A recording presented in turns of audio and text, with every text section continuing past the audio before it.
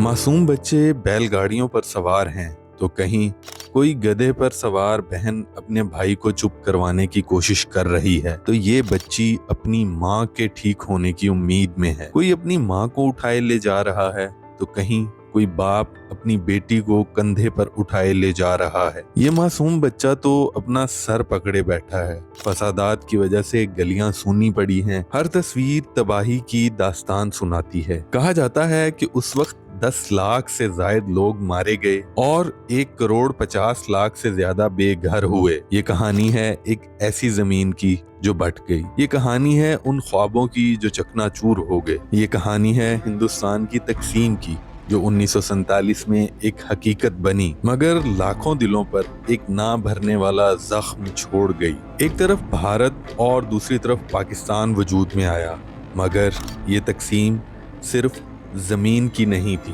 बल्कि दिलों की, खानदानों की और सदियों पुरानी यादों की भी थी। लाखों लोग अपने घरों, गलियों, बाजारों और जमीनों को छोड़ने पर मजबूर हुए। कुछ हंसते बसते शहरों में अचानक खामोशी छा गई तो कहीं चीखों पुकार और आंसुओं का तूफान बरपा था। इस तकसीम से कई खानदान खत्म हो गए, दोस्त दुश्मन बन गए और भाई भाई से जुदा हो गया। गांव वीरान हो गए। लेकिन इसी दौरान कुछ ऐसे भी थे जिन्होंने अपनी जान खतरे में डालकर दूसरों की मदद की, नफरत के अंधेरे में उम्मीद की रोशनी जलाई। आइए आज आपको दिखाते हैं तकसीम के वक्त की वो तस्वीर जो बरसगीर की तारीख में हमेशा के लिए नक्श हो गई।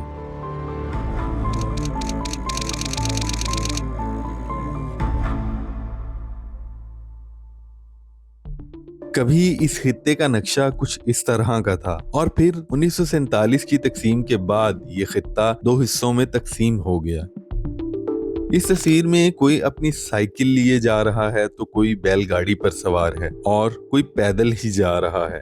तो कहीं एक बाप ने तराजू के एक पलड़े में अपने बच्चे को बिठाया हुआ है तो दूसरे पलड़े में सामान बांधे ले जा रहा है। सदियों से इन इलाकों में बसे हुए लोग अपना घर बार छोड़कर नए इलाकों को चल दिए।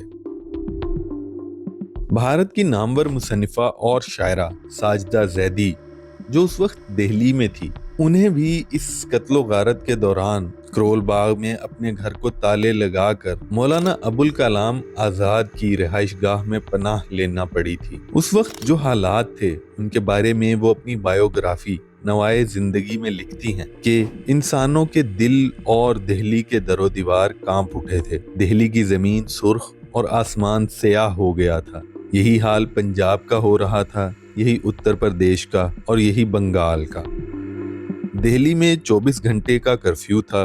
इसके बावजूद बुलवाई अंदरूनी गलियों में मुसलमानों का किश्तो खून कर रहे थे। लाशों से भरी गाड़ियां आ रही थी और जा रही थी। इंसानों की खौफनाक तरीन जिबिल्लत, हलाकत, नफरत, तासुब, बर्बरियत बेनकाब हो रही थी। तहजीब का पर्दा चाक हो रहा था। सियासत का मकरूज चेहरा बेनकाब हो चुका था। 1947 में आज़ादी का ख्वाब तो पूरा हो गया था लेकिन ये एक ऐसा ख्वाब था जिसकी ताबीर में बिछड़ने की दास्तानें रकम हुई, हस्तियां वीरान हुई और इंसानियत लहूलुहान हुई।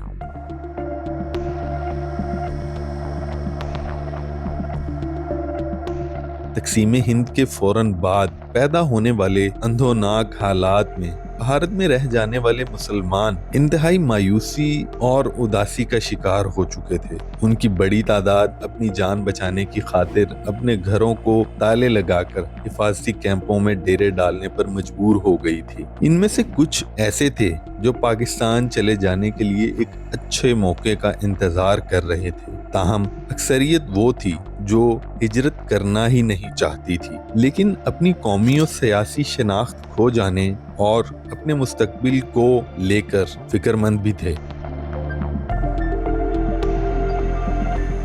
मेरे दादा भी इन्हीं लोगों में से एक थे जिनको 1947 की इस तकसीम में इंडियन पंजाब के खानपुर से अपना घर बार छोड़कर पाकिस्तान आना पड़ा। तकसीम के बहुत से किस्से मैंने उनसे सुने थे। इन तस्वीर को देखकर आज इन लोगों के घर छोड़ने की तकलीफ का अंदाजा होता है। उनकी ख्वाहिश भी थी कि वो एक बार खानपुर में मौजूद उनकी हवेली जिसको वो याद किया करते थे देख कर आएं और इसी ख्वाहिश को लिए वो इस दुनिया से रुखसत हो गई।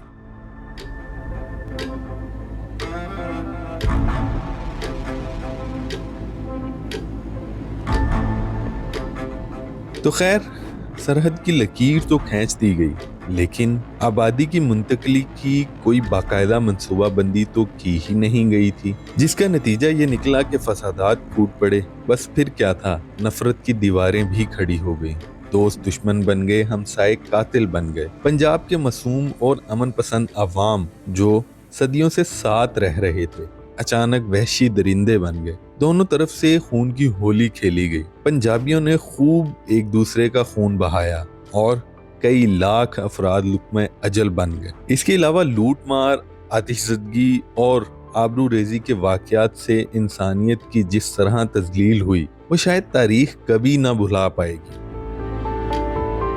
मौलाना अबुल कलाम आज़ाद अपनी किताब इंडिया विंस फ्रीडम में लिखते हैं, आज़ादी के दूसरे दिन ही फिरका वाराना झगड़ों की खबरें राजधानी यानी दिल्ली पर गहरी तारीकी फैलाने लगी थी। ये खबरें कत्ल, मौत और बेरहमी की थी। ये पता चला था कि मशरकी पंजाब में हिंदू और सिख हजूम मुसलमानों के देहात पर हमला आवर हुए हैं। वो घरों को आग लगा रहे हैं और बेगुनाह मर्दों, औरतों और बच्चों को कत्ल कर रहे हैं। ऐसी ही खबरें मगरबी पंजाब से आई थीं। मुसलमान बगैर किसी तफरीक के हिंदुओं और सिख फिरके के मर्दों, औरतों और बच्चों को कत्ल कर रहे हैं। पूरा पंजाब बर्बादी और मौत का कब्रिस्तान बनता जा रहा था। जब मगरबी पंजाब की खून रेजी की खबरें दिल्ली पहुंची तो सरकश लोगों का हजूम शहर के मुसलमानों पर टूट पड़ा। दिल्ली में इन कातिलाना हमलों को मुनज़्ज़म करने में सिखों ने नुमायां हिस्सा लिया।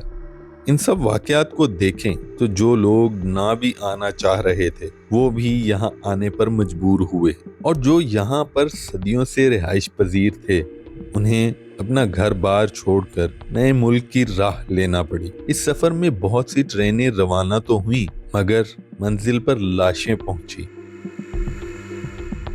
इस तकसीम से उस वक्त 10 लाख से जायद लोग लुक्मे अजल बन गए और 1,50,00,000 से ज्यादा बेघर हुए। ना घर रहा, ना जमीन। लाखों लोग खाली हाथ सिर्फ उम्मीद लेकर नए देश की तरफ निकले, मगर नई जमीन पर सब कुछ नया ना था। वही गुर्बत, वही भूख, वही जख्म और वही बिछड़ने का गम। इन तस्वीर को देखकर आज़ादी की कीमत और तकालीफ का तो तसव्वुर भी मुश्किल है। कहीं हिजरत करने वाले लोगों का सामान, बैलगाड़ियां जो मजहबी तनाज़ात की वजह से बड़े पैमाने पर नकल मुकानी के दौरान दरियाए ब्यास के किनारे सैलाब आने की वजह से पानी की नजर हो गया। ये तस्वीर है हुमायूं के मकबरे की, जहां मुसलमान पनाह गुज़ीनों का कैंप है। यहाँ पर हजारों की तादाद में मुसलमान जमा हुए ताकि एक काफिले की शक्ल इख्तियार करके पाकिस्तान की तरफ रवाना हो सके। ये तस्वीर भी शायद दिल्ली पुराने किले के साथ वाक़े महाजरीन के कैंप की है। ये भी उसी कैंप में मौजूद हजारों मुसलमान जो फसादात के दौरान होने वाले कत्लो गारत के खौफ से अपना घर बार छोड़ चुके थे। साफ पानी को हासिल करने के लिए लोग कतार लगाए खड़े हैं। हर तस्वीर दुख की एक अलग दास्तान सुनाती है। लोगों के मुस्कुराते चेहरे अब दुख की दास्तान बन चुके थे। नए देश में कुछ खुश थे, कुछ वीरान। जो पीछे रह गए थे वो अपनों की याद में तड़पे, जो आगे बढ़ गए वो माजी की राख में अपना मुस्तकबिल तलाश करते रहे।